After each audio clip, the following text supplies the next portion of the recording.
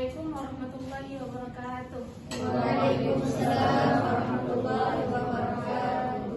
Baik, pada hari ini saya akan memaparkan materi saya yang berjudul tantangan utama dalam penerapan teknologi pada pendidikan Islam. Nah, meskipun banyak manfaat yang ditawarkan, penerapan teknologi dalam pendidikan Islam juga menghadapi berbagai tantangan kompleks yang memerlukan solusi strategis dan komprehensif. Adapun tantangan-tantangannya seperti yang pertama, kesenjangan infrastruktur dan akses, yang dimana kesenjangan infrastruktur teknologi merupakan hambatan utama dalam penerapan teknologi di pendidikan Islam. Akses internet yang tidak merata, terutama di daerah pedesaan dan terpencil, membatasi akses siswa dan guru terhadap sumber daya digital. Kecepatan internet yang rendah dan konektivitas yang tidak stabil juga menghambat penggunaan aplikasi dan platform e-learning secara efektif. Kurangnya perangkat teknologi seperti komputer, tablet, dan smartphone di lembaga pendidikan, terutama di sekolah-sekolah yang kurang mampu, juga menjadi kendala signifikan. Yang kedua, keterbatasan literasi dan keahlian digital, yang dimana literasi digital yang rendah di kalangan pendidik dan siswa merupakan tantangan yang signifikan. Banyak guru belum terampil dalam memanfaatkan teknologi untuk meningkatkan proses pembelajaran.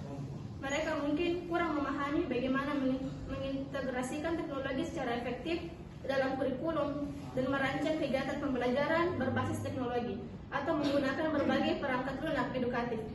Yang ketiga, kurangnya konten digital berkualitas dan relevan, yang dimana tersedianya konten digital yang berkualitas, relevan, dan sesuai dengan nilai-nilai Islam merupakan tantangan lain.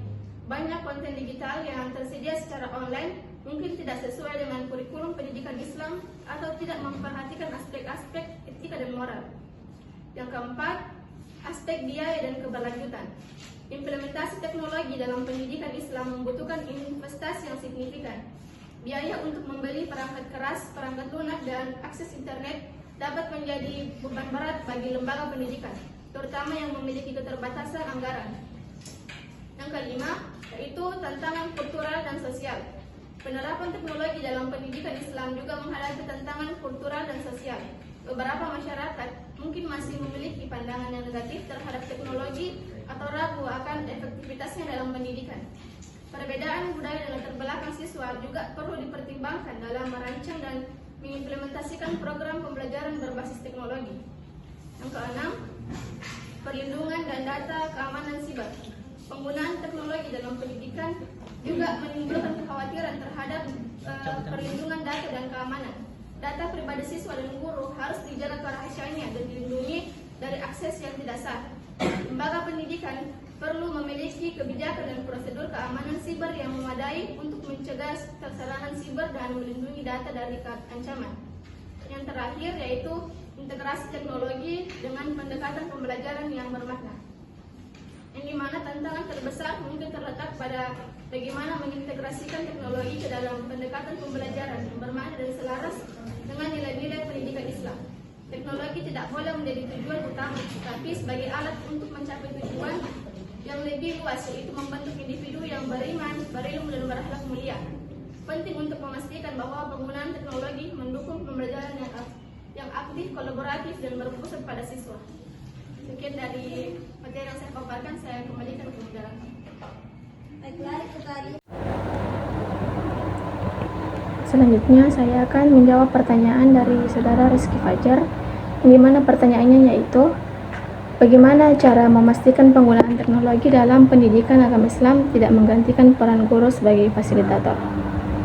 Nah, jadi jawabannya, penggunaan teknologi dalam pendidikan agama Islam sebaiknya diposisikan sebagai alat bantu yang mendukung proses pembelajaran saja, bukan menggantikan peran guru. Nah, guru tetap berperan sebagai fasilitator yang mengarahkan, mengklarifikasi, dan memberikan bimbingan sesuai dengan kebutuhan siswa. Teknologi dapat dimanfaatkan untuk menyajikan materi, meningkatkan interaktivitas, dan memperkaya sumber belajar. Tetapi pemahaman mendalam, diskusi, dan pembinaan akhlak tetap memerlukan kehadiran dan peran aktif guru sebagai panutan. Jadi sekian dari saya. Ada kekurangan mohon dimaafkan. Assalamualaikum warahmatullahi wabarakatuh.